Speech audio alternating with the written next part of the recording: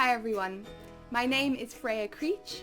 I am originally from England, but now I'm a violinist and violin teacher here in the DMV area.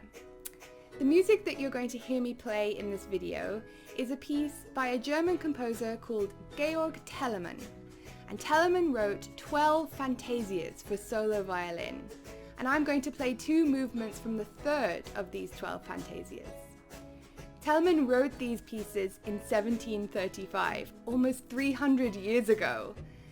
And actually, Telemann was a self-taught violinist, although he didn't have these video tutorials and YouTube tutorials to follow.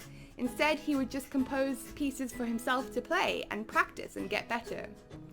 So I hope you enjoy these two movements. The first one is slow, it's an adagio, and the second one is fast and it's called presto. I hope you like it.